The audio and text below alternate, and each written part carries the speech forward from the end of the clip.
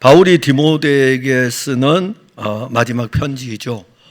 순교를 앞에 두고 로마 감옥에서 이제 이 편지를 쓰는 데에는 사실 어떤 면에서 보게 되면은 디모데는 목회자입니다. 목회자이기 때문에 그 목회자에게 쓰는 목회 서신이기도 해요. 목회 서신이고, 그런데 이제 이것은 한 교회를 담임하는 목회자에게 쓰는 목회 서신일 뿐만이 아니라 또 하나는 우리는 우리의 영혼을 목회해야 될 책임감도 있습니다. 그러니까 내가 내 영혼을 목회를 해야 돼요. 그러니까 저는 여러분들을 목회할 뿐만이 아니라 제 영혼에 대해서도 목회를 해야 돼요. 그렇기 때문에 여러분들은 이 말씀을 받을 때에 사실 한 사람 한 사람이 교회이거든요. 한 사람 한 사람이 특히 성전이고, 이것이 또 합하여져도 교회가 되고, 교회들이 또 합하여지면은 우주적인 교회가 되게 되고, 이 우주적인 교회가 결국엔 하나의 교회입니다. 하나의 교회.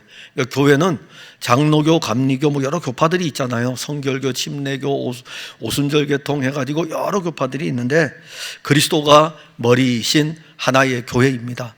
그런 관점에서 본다면은 오늘 여러분들은 이것을 본인 스스로가 목회자로서 내 영혼에 대해서 어떻게 목회를 해야 될 것인가, 이런 관점에서 여러분들이 보시면 더 유익할 것입니다. 지금 우리는 앞에서 지난주에 말씀을 본 대로 사실 앞에 부분의 가장 중요한 부분은 성경입니다. 성경. 바울이 디모데에게 편지를 쓸 때 첫 번째 편지에서는, 바울이 디모데가 사역을 할 때 첫 번째 편지에서는 신하와 끝없는 족보가 교회를 어지럽고 있는 것에 대해서 이미 언급을 했어요.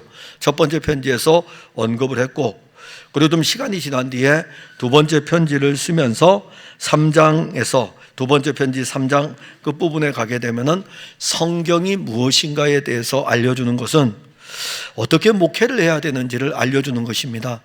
너가 목회를 할 때에, 양떼들을 돌볼 때에 성경을 가르치라 이겁니다. 성경.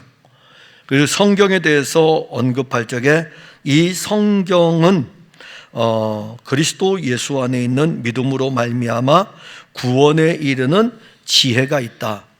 이 성경을 통해서 알 수 있는 것은 그리스도 예수 안에 있는 믿음입니다. 그러니까 우리의 믿음이 나로부터 출발하는 것이 아니라 내가 가진 이 믿음이 그리스도 예수 안에 있는 믿음이라는 것을 성경이 알려주고 있고, 그 다음에 그리스도 예수 안에 있는 이 믿음이 우리를 구원에 이르게 한다는 것을 알려줍니다. 그래서 성경을 끊임없이 가르치는 거죠. 여러분들이 이 풍성한 교회에서 성경을 왜 배우냐 하면은 이 성경을 통해 가지고 여러분들의 믿음이 그리스도 안에 있는 믿음이라는 것을 배우는 거예요. 계속 배워야 돼요. 안 그러면은 흔들리게 됩니다. 우리의 이 아담의 본성을 가진 이 육체는요, 자꾸 이 믿음조차도 내가 뭔가를 가지고 있다고 이렇게 생각을 해요. 그래서 이 믿음도 내가 가지고 있다, 이게 되게 편하죠. 그리고 내가 이 믿음을 붙들고 있고 내가 이 믿음을 가지고 다름질하고 있고 이렇게 하면은 되게 편한데, 여러분들 역으로 생각해 보세요. 여러분들이 항상 끝까지 붙들 수 있습니까? 아니에요.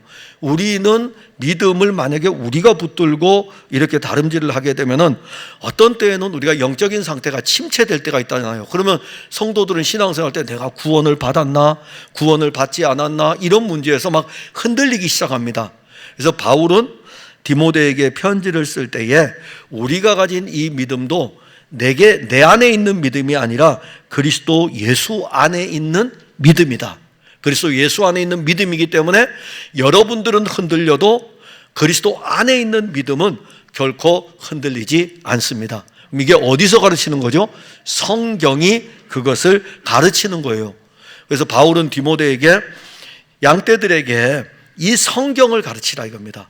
성경을 가르칠 때에 오늘 뒤에 부분에 다시 한번 언급이 되겠지만 성경을 가르치고, 그리고 이 성경에 대해서 16절에 가게 되면 이 성경은 하나님의 감동, 다시 말하면 하나님의 영감, 성령으로 말미암아, 이 모든 성경은 하나님의 영으로 말미암아 되어졌다. 창세기부터 요한계시록까지. 물론 이 편지를 쓸 때는 아직 신약 성경이 정경으로 형성되기 전이니까 1차적으로는 구약 성경이에요. 그러나 영원 세계에서 보았을 때에는 모든 성경은 66권의 성경입니다. 이 66권의 모든 성경은 하나님의 영으로 말미암아, 하나님의 영감, 감동으로 말미암아 기록된 것입니다. 그래서 이 말씀이 우리에게 증거되어질 때에 이 말씀은 우리를 교훈하고, 그러니까 우리가 신앙생활할 때 우리를 교훈하는 것이 말씀으로 우리를 교훈한다는 이 자체는 그의 영이 우리를 교훈하는 거예요. 그리고 이것은 하나님의 아들 그리스도가 육신을 입고 오셔가지고 당시의 유대인들, 유대 종교 지도자들, 그들을 만나가지고 그들에게 구약의 말씀을 가지고 예수님 자신을 이렇게 알려주는 거죠. 그래서 교훈하는 거예요. 그런데 그때 당시에 구약의 성도, 구약의 유대인들을 보게 되면은 하나님의 말씀인 성경을 가르치는 예수님보다 누구의 이야기를 쫓아갔냐면은 장로의 유전을 따라갔어요. 그러니까 교회의 전통을 따라갔다는 것입니다. 교회의 전통은 수도 없이 바뀌어요. 교회의 전통은요, 수도 없이 바뀝니다. 그리고 이 교회의 전통을 따라가는 그들을 향해서 너희들은 장로의 유전을 따라가고 있다. 예수님은 말씀 그 자체이시고, 그리고 예수님은 구약의 말씀을 가지고 증거하시면서 그들을 교훈하는 겁니다. 그러니까 신앙생활을 하실 적에 여러분들이 성경을 통해서 교훈을 받아야 됩니다. 성경이 여러분들에게 생명일 뿐만이 아니라 이 성경은 여러분들을 교훈과 책망과 바르게 함과 의로 교육한다. 교육한다는 의미는 가르친다는 의미고, 가르친다는 의미는 여러분들은 성경을 배워야 된다는 것입니다. 세상에 대한 것이 아니라 교회를 다니게 되고 한 몸의 교회로 세워져 갈 때에 가장 중요한, 한 몸의 교회의 가장 중요한 텍스트는 뭐냐 하면은 성경입니다. 성경. 그래서 이 성경을 언급하고 난 다음에 4장으로 넘어올 때에 하나님 앞과, 자, 바울은 하나님 앞이라는 표현을 쓰게 됩니다. 자, 하나님 앞, 오늘 우리가 예배를 드리는 이 자체도 하나님 앞에서, 하나님 앞에서 늘 우리는 하나님 앞에 있는 신전 인격, 그러니까 신 앞에, 하나님 앞에 존재하는 존재자입니다. 예배뿐만이 아니라 우리의 삶 모든 것이, 그래서 바울은 디모데에게 하나님 앞과 살아있는 자와 죽은 자를 심판하실 그리스도 예수 앞에서, 하나님께서는 그의 모든 판결에 대한 것들을 누구에게로 넘겼냐면은 그리스도 예수에게 넘겼고, 그리스도 예수는 살아있는 자와 죽은 자를 심판하시는 분이십니다. 즉 이 편지를 받을 때에 살아있는 자들, 그 다음에 그 이전에 이 세상을 떠났던 사람들, 그러니까 창세 이래로부터 시작해가지고 주 예수께서 재림하실 때까지 이 지구상에 살았던 모든 사람들의 심판자는 누구냐면은 그리스도 예수이십니다. 고린도 교회에 편지를 보낼 때에는 그리스도의 심판대 앞에 우리가 설 것에 대해서 말씀합니다. 그러면 지금 바울이 디모데에게 편지를 쓰면서 우리를 심판하실 분이 그리스도 예수, 그리고 그 앞에서 심판을 받게 됩니다. 그럼 심판을 받을 때에 판결의 기준은 뭘까요? 여러분, 예수님께서 판결하실 때에 살아있는 자들과 죽은 자들과 창세 이래로 지금까지 이 땅에 존재했던 모든 사람들을 두고 하나님의 아들 그리스도가 판결을 하십니다. 원래 하나님이 판결자이신데, 심판자이신데 그 아들을 통해 가지고 구원의 일들을 이루셨기 때문에 이 모든 판결을 그의 아들에게 넘겼어요. 그러면 이 아들이 판결할 때에, 이 아들이 심판할 때에 이 판결의 기준은 뭘까요? 기준 성경입니다. 성경이 기준이에요. 그러면 이 성경은 아까도 말씀드렸지만은 그리스도 예수 안에 있는 믿음이에요. 이 믿음이 판결의 기준이 되는 것입니다. 그러니까 우리가 흔히 생각할 때에 구약의 시대로부터 시작해서 수많은 사람들이 신앙의 이 걸음을 걸어올 적에 구약의 사람들은 뭘로 판결받을까요? 아브라함은 무엇으로 판결받고 이삭과 야곱은 심판대 앞에 딱 섰을 때에 어떤 것으로 판결을 받을까요? 우리가 히브리서 11장을 보게 되면은 구약의 모든 성도들이, 히브리서 11장은 구약의 성도들의 이름이 나오는데, 이것은 한마디로 말한다면은 구약의 성도들이 믿음으로 누구를 바라보았는지를 알려주어요. 바로 그리스도를 바라본 것입니다. 그러면 그리스도를 바라봄으로 그들이 가진 이 믿음이 어디에 이르게 되죠? 히브리서 12장에 가게 되면은 새 예루살렘에 이를 것을 말씀하고 있다고요. 결국 그리스도 예수로 우리를 판결하시는데, 예수님의 판결은 당신 자신이에요. 당신 자신을 딱 두고 당신 자신에게 모든 것을 두고 살아있는 자와 죽은 자들에 대해서 판결을 하는데, 그럼 우리가 가진 것은 무엇을 이야기하냐면 믿음에 대해서입니다. 그러니까 이 믿음은 누구에게 있는 믿음이냐면 그리스도 예수 안에 있는 믿음, 이 믿음을 가지고 있는 사람들에 대해서 판결을 하실 분이 그리스도 예수예요. 그러면 그 믿음이 없는 사람은 어떤 판결을 받을까요? 당연히 그들이 받을 판결은, 그들이 받을 심판은 영원한 멸망이 되는 것이고, 그리고 그리스도 예수를 믿는 믿음 안에 있는 사람들에게 주어지는 이 심판은 영원한 생명이 되는 것입니다. 그래서 여러분들이 이 마지막 때에 그리스도 앞에 선다는 것을 아셔야 돼요. 하나님 앞과 죽은 자, 살아있는 자들과 죽은 자를 심판하실 그리스도 앞에 서실 것을 알아야 됩니다. 바울 디모데에게 그 이야기를 하는 거예요. 너 목회할 때 뭐가 중요하냐 이겁니다. 여러분들 이 신앙생활을 할 때 무엇이 중요합니까? 잠시 후에 지나가게 되거든요. 오늘 우리 교회의 어르신들, 남전대원들이 저쪽 요 끝에서 항상 커피를 드시더라고요. 제가 여기는 경로당 같아요 이렇게 인사했더니 목사님도 오시는 거 환영합니다 그러더라고요. 그래서 저도 곧 가지요 뭐 이렇게 말씀을 드렸어요. 근데 사실 지금 그 이야기를 할 때 여러분들은 이제 웃으셨잖아요. 아직은 고맙습니다. 여러분 웃은 분들은 정말 대단한 분들이에요. 왜냐하면 우리 목사님은 아직 경로당 갈 나이가 아닌데 이렇게 인정을 하시는 분들이잖아요. 그게 얼마나 대단한 분들이에요. 근데 저는 그걸 들으면서 맞습니다. 저도 잠시 후에 이 자리에 올 사람입니다. 근데 그게 자연스러워졌어요. 얼마 전만 하더라도 제가요 청바지를 입고 막 이렇게 다니면서 혼자 스스로 나는 아직 청년이라고 생각했거든요. 얼마 전만 하더라도. 근데 이제는 경로당이라는 이 자리가 아주 익숙해지게 됐어요. 시간이 금방 지나갔어요. 그리고 우리는 이 시간이 지나가게 되면은, 곧 있게 되면은 우리는 이 세상을 떠나게 됩니다. 이번에 소풍을 다녀오면서 교회의 어르신들이 점점 약해지는 것을 알게 됐어요. 예전만 하더라도 우리 어르신들이 다 봉사하고 주방 봉사까지 다 했잖아요.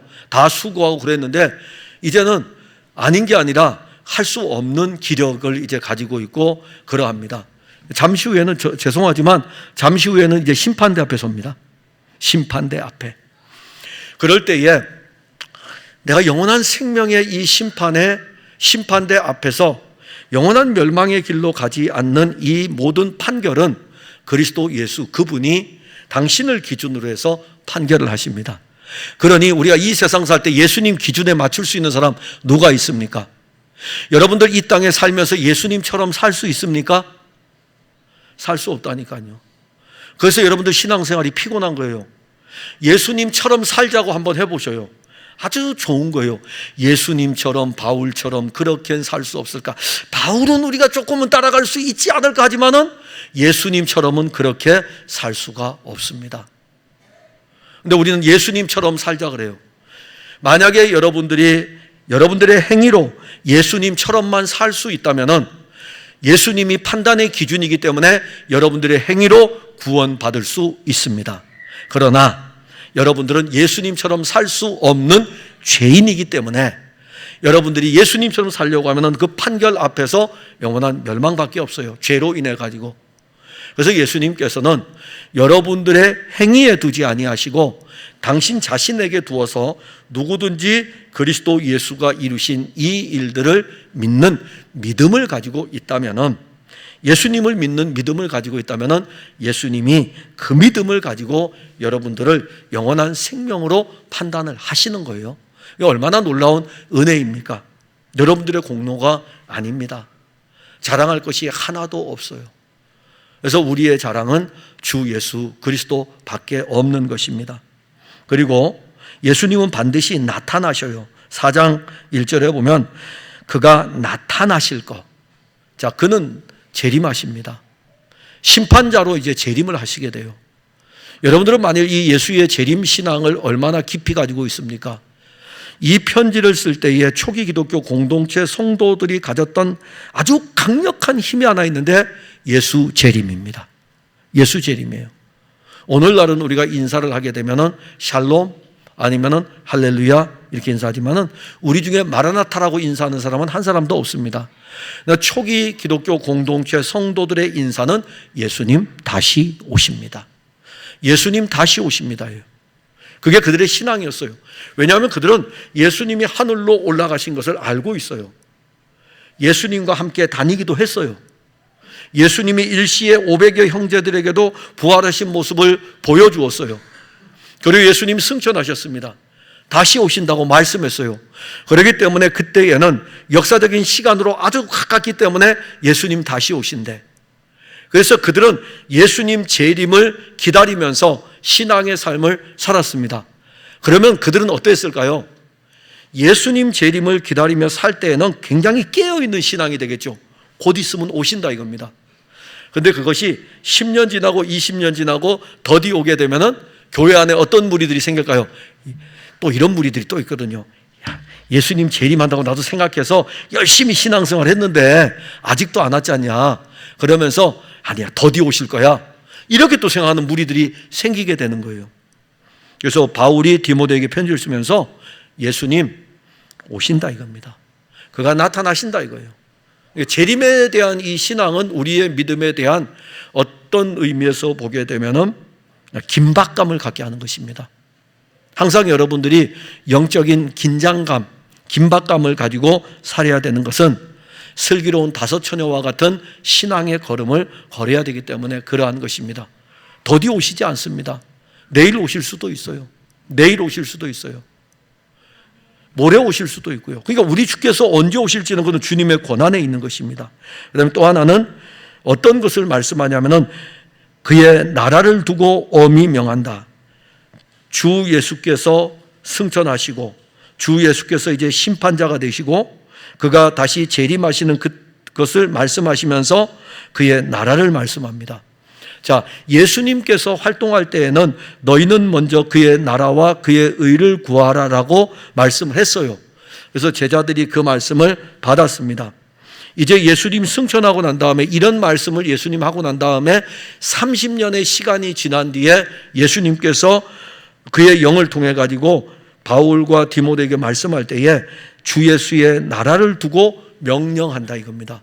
예수의 나라가 이른다는 것입니다. 이제 이 나라는 어떤 의미에서는 통치적 의미의 나라가 아니라 실질적으로 그 나라, 새 하늘과 새 땅의 새 예루살렘의 나라, 그리스도가 이루신 구원의 완성에 된 그 나라를 두고 이제 너희들에게 명령한다는 것입니다.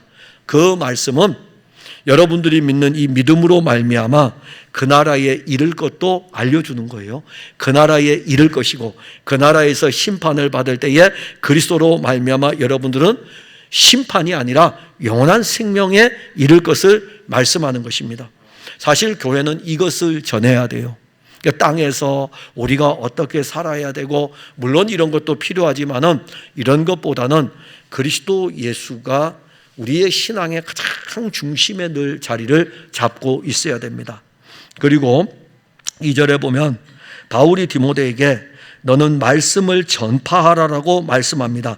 왜 말씀을 전파해야 되는지를 언급할 때에 3절에 가게 되면 때가 이르리니 사람이 바른 교훈을 받지 아니하며 귀가 가려워서 자기 사욕을 따를 스승을 많이 두고 또 그 귀를 진리에서 돌이켜 허탄한 이야기를 따르리라. 이미 교회 디모데가 사역을 하고 바울도 사역을 할 때에 바울이 순교를 앞에 두고 그 상황을 보고 있는 거예요. 그리고 주의 영의 감동을 받아서 이 디모데에게 편지를 보낼 때에 이 부분을 언급하는 것은 예수님이 승천하시고 난 다음에 30년의 시간이 지났어요. 30년의 시간이 지나고 난 뒤에 교회들이 많이 세워졌는데 이 교회들 안에 율법주의자들이 들어와 있죠. 그 다음에 이 교회 안에 영지주의가 들어와 있죠. 그래서 이 교회 안에 참 혼돈된 일들이 일어납니다. 그래도 걱정하지 마세요. 교회의 머리는 예수 그리스도이니까. 여러분들이 그러잖아요. 교회가 어떻고 교회가 어떻고. 그건 여러분들이 머리 되시는 그리스도를 욕되게 하는 것입니다. 여러분들이 볼 때에 교회가 수많은 문제점이 있어도 그거는 여러분들의 생각이고, 교회의 머리는 예수 그리스도이고, 그리고 교회는 그의 몸이기 때문에 예수님은 이 한 몸을 언급할 때에 머리는 예수 그리스도, 몸은 그의 교회, 이래가지고 교회와 그의 몸을 딱 연결을 시켜 놓았습니다. 교회와 그의 몸을 연결시켜 놓았다는 것은 이 교회 공동체의 무리들이 수많은 문제를 가지고 있어도 교회의 머리는 예수님이십니다. 그러기에 교회는 영광스러운 교회인 것입니다. 그러니까 우리가 사람이 교회 안에서 신앙생활한 수많은 사람들의 모습을 볼 때마다, 야, 저 교회는 안 될 것 같아, 이런 교회는 안 될 것 같아, 그렇게 해도 교회의 머리는 예수님이라니까요. 그걸 보실 줄 알아야 돼요. 여러분들이 풍성학교에서 신앙생활 할 때에 우리 서로 연약의 모습이 보여도 이 교회의 머리가 누구라고요? 예수님.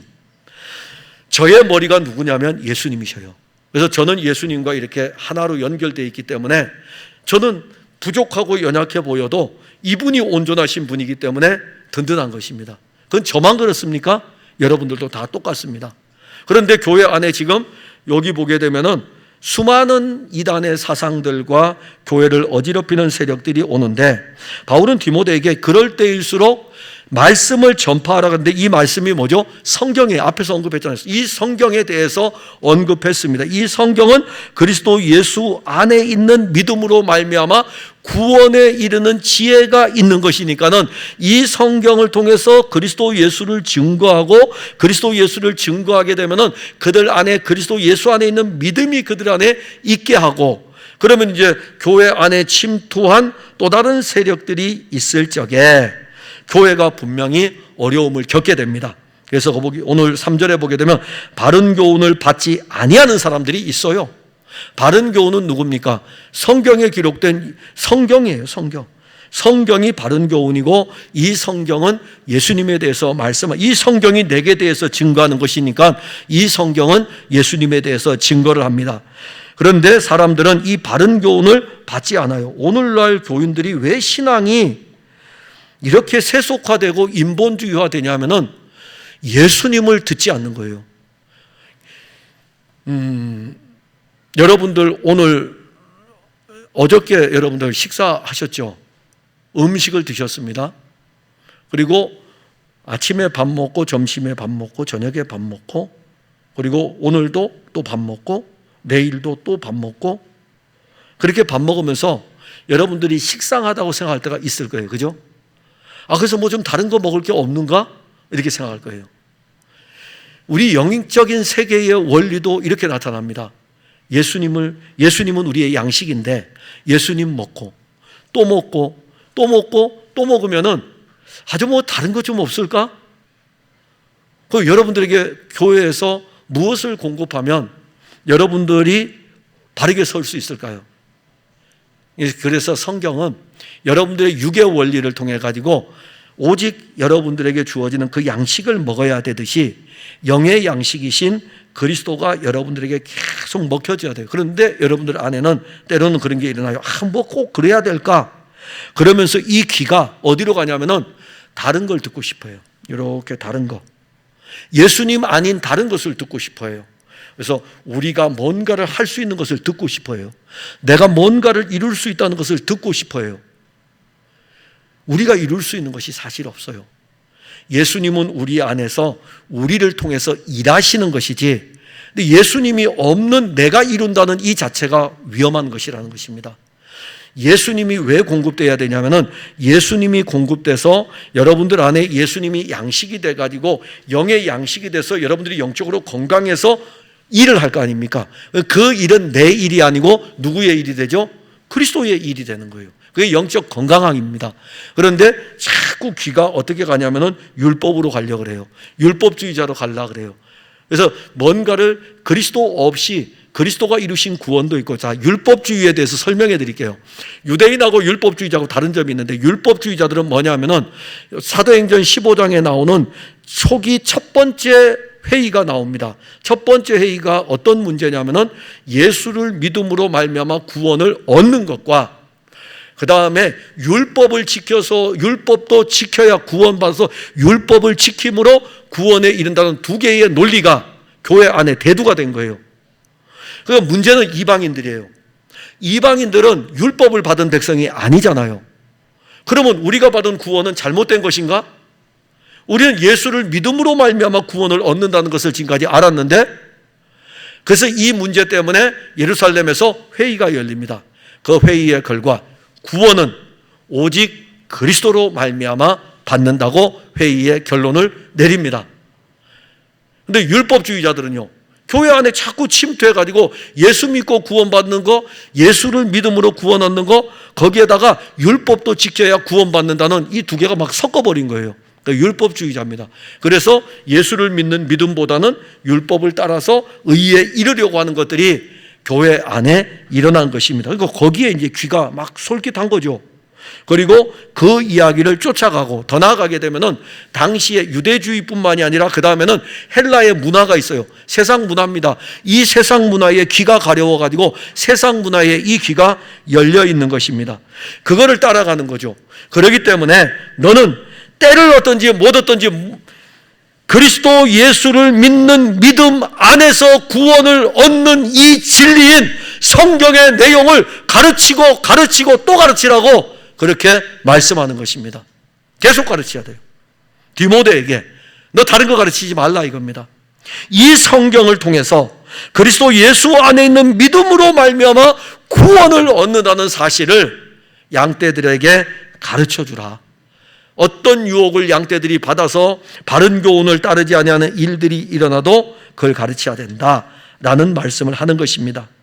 그리고 5절에 너는 모든 일에 신중하여 고난을 받으며 전도자의 일을 하며 내 직무를 다하라. 자, 모든 일에 신중하라는 의미는 복음이신 그리스도 예수 안에서 그리스도 예수의 일을 펼쳐갈 때에 누가 지금 공격을 할 수 있는 대상이 됩니까? 바로 앞에 있는 바른 교훈을 받지 아니하고 기가 가려워서 자기의 사욕을 따르는 스승을 많이 두고 그 길을 진리에서 돌이켜가지고 허탄한 이야기를 따르는 사람들의 공격을 받을 수 있기 때문에 너 자신이 영적으로 바로 서 있어야 된다라는 것을 알려주는 것입니다. 이것은 역으로 이야기하면 뭐죠?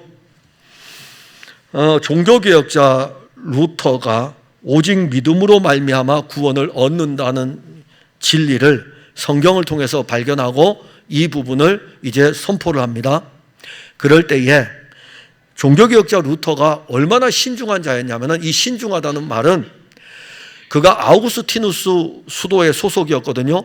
수도사로서 수도원에서 사실 훈련을 받았어요. 또 수도원의 훈련 생활을 했어요. 금식하기도 하고 성경을 읽기도 하고 구제하는 일들을 하기도 하고. 자, 그랬을 때 같은 수도의 공동체 안에서 살던 사람들이 루터가 종교개혁을 일으켰습니다. 그러면 믿음으로 말미암아 구원을 얻는다고 했을 때에 이 같은 수도의 소속들이 루터가 아무렇게나 살았으면은 네가 아무렇게나 살으니까는 그렇게 구원받는다고 이야기하는 거자고 공격의 빌미가 될 수가 있었는데, 이 수도의 소속들이 루터가 살았던 삶을 볼 때에 공격할 만한 것이 없었어요. 그만큼 그는 다른 사람들이 카톨릭이 이렇게 보았을 적에 흠잡을 수 없을 정도로 신중한 삶을 살았던 것입니다. 그러니까 우리가 흔히 그러잖아요. 교회 다니면은 뭐 교인들이 막 이야기하면 너나 잘해 이렇게 이야기하잖아요. 너나 잘해, 이건 뭐죠? 신중하지 못한 삶이었다는 것입니다. 당신이 예수를 믿는다면은, 예수 그리스도의 말씀 안에서 구원을 받았다면은 그 말씀에 대해서, 그 말씀이 당신을 이끌어가는 것에 대해서 너나 잘하라 이겁니다. 즉 구원받은 성도의 삶이 누구로부터도 공격을 받지 않아야 된다. 그러면 이제 우리가 여기 알 수 있어요. 삶에 대한 이 모든 것들이 나타난다는 것입니다.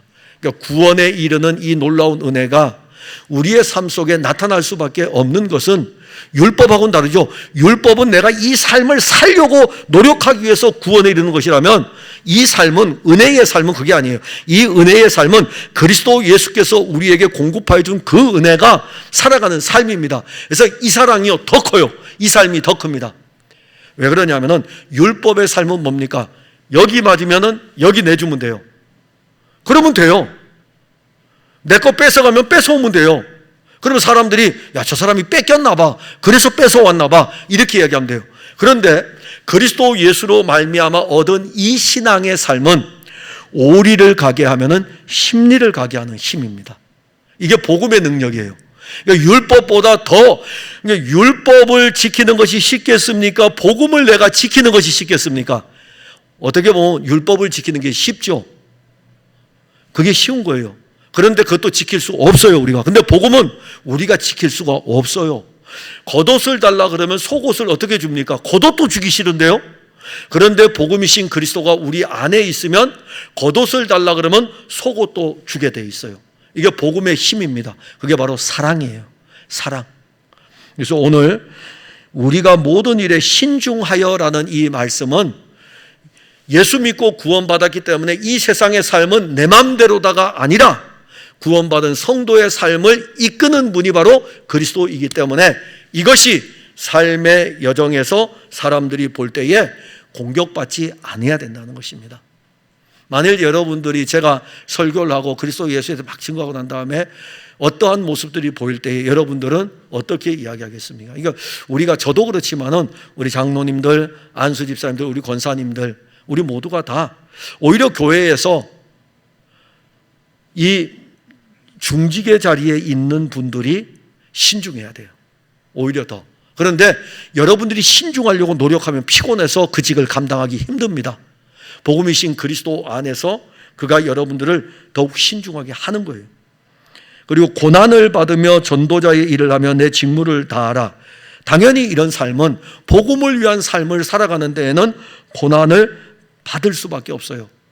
예수님하고 세상은 같이 이렇게, 예수님이 세상 가운데 살지만 세상은 예수님을 좋아하지를 않습니다. 세상이 언제 예수님을 좋아합니까? 이 세상은 언제나 예수님을 거역하고 예수님을 도전하고 예수님을 배반하고 예수님을 십자가에 못 박고 그럴지라도 예수님은 세상에 사시는 거예요. 그래서 고난받는 것입니다. 그리스도인은 빨리 이 세상 떠나고 싶죠. 그런데 여러분들은 이 세상을 살아야 돼요. 그러니까 그리스도인이 이 세상을 살기 때문에 그 자체가 얼마나 고난이겠습니까? 그분이 사는 삶인데 삶의 목적이 다르고요, 삶의 목표가 다르고 삶의 가치관이 다르기 때문에 그렇게 살아가는 것이 고난 그 자체입니다. 그다음에 전도자의 일을 하며 끊임없이 이 그리스도 예수 안에 있는 이 믿음을 전하는 전도자의 일, 내 직무. 자, 디모데 같은 경우에는 에베소 교회의 목회자예요. 목회자의 직무, 이것을 다하라. 그리고 이제 6절에 가게 되면은 전제와 같이라고 하는 이 전제는 제사를 드릴 때에 제물을 올려놓고 마지막에 그 위에 포도주를 붓는 거기 때문에 죽음이 앞에 왔다는 것입니다. 나는 이제 제물이 된다 이거예요. 제물이 되는 이 상황, 내가 죽을 날 제물이 되는 시간이 다가오고 있다. 그래서 내게 벌써 부어지고 있고 내가 떠날 시각이 가까웠다라고 하면서 자기가 이 세상을 떠날, 즉 순교를 앞에 두고 있음을 말씀합니다. 그래서 어떤 의미에서 보게 되면 바울이 디모데에게 보내는 이 편지는 바울이 함축적으로 디모데에게 그가 살아왔던 삶의 여정에서 목회의 모든 것들을 함축해가지고 디모데에게 뚝 주는 그런 내용이에요. 그러면 여러분들은 이 메시지를 받을 때에 어떤 면에서 보게 되면 누가 나에게 유언의 말씀을 남긴다면 어떨까요? 무게가 다르죠. 무게가 다릅니다. 제가 오늘 이렇게 여러분들에게 여러분 예수의 나라에서 만납시다 이렇게 이제 했어요. 근데 여러분들 지금은 어떻게 받을까요? 그냥 받고 있죠.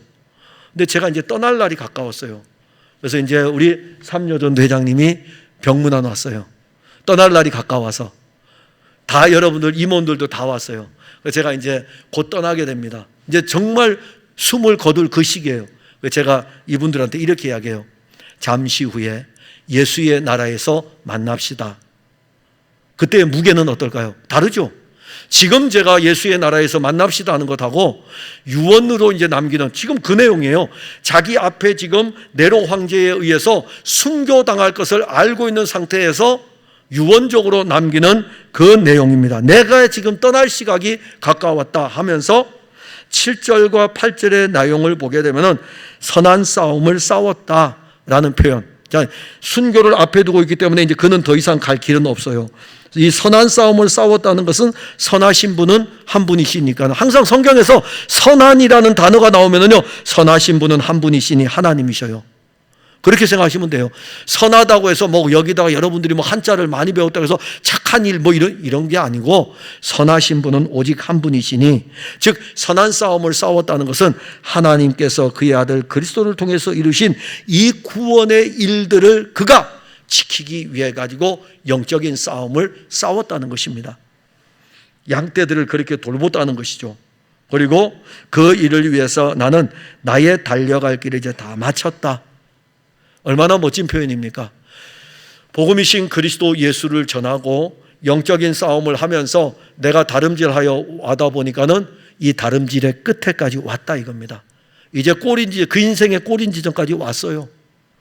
우리 모두는 이 꼬린 지점 앞에 서게 될 것입니다. 그런데 거기까지 오는 동안에 그가 고백하는 거, 믿음을 지켰다 이겁니다. 믿음을 나는 지금도 지켰다는 것은 가지고 있다는 거예요. 내가 그리스도 예수 안에 있는 이 믿음을 지금 가지고 있다. 지킨다는 말은 가지고 있다라는 것입니다. 보존하고 있다, 킵하고 있다는, 내가 가지고 있다는 것입니다. 내가 보존하고 있는 거예요.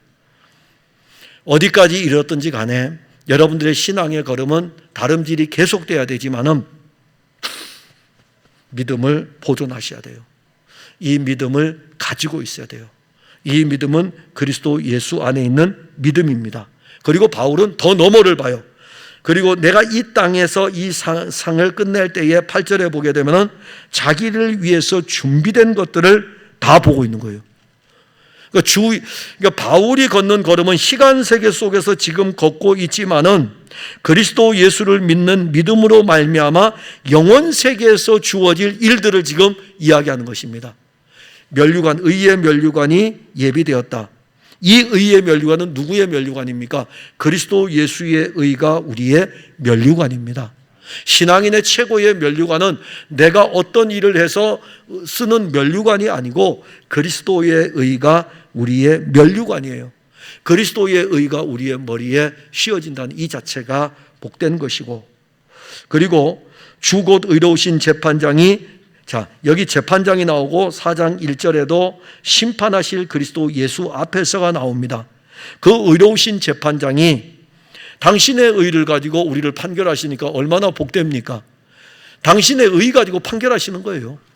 그러니까 우리의 죄에 대해서 우리의 죄를 판결하실 때도 당신의 의를 가지고 판결하시기 때문에 그의 의가 믿음으로 말미암아 우리의 의가 되었기 때문에 그분이 재판하실 때에 우리는 의의 면류관을 쓰는 것입니다. 이것은 나만 갖는 게 아니라 디모데야, 너에게도 주어진 것이고, 그리고 모든 성도들에게도 이 면류관은 주어진 것이다라고 말씀합니다. 사랑하는 성도 여러분, 여러분들이 수고하며 다름질하는 이 걸음 속에서 성경을 통해서 그리스도 예수 안에 있는 믿음으로 말미암아 구원에 이르는 이 진리는 변함이 없습니다. 그리고 이 진리는 이후에도 변함이 없습니다. 그런데 여러분들을 계속 유혹하는 것이 있습니다. 자꾸 그리스도에게서 멀어지게 하는 것들이 여러분들에게 일어납니다.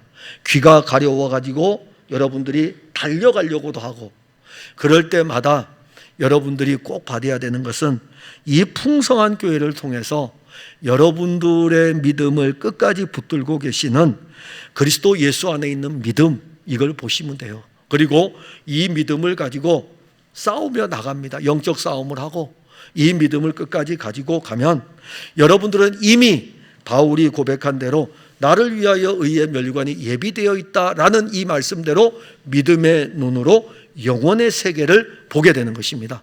영혼의 세계를 보기 때문에 이 세상에서 목숨이 끊어져도 우리는 승리를 맛볼 수 있는 것입니다. 특히 3년 전 여러분, 제가 딱 여러분들을 보면서 일 많이 해야 되겠다 이런 생각을 하게 됐어요. 일 많이 해야 되겠다.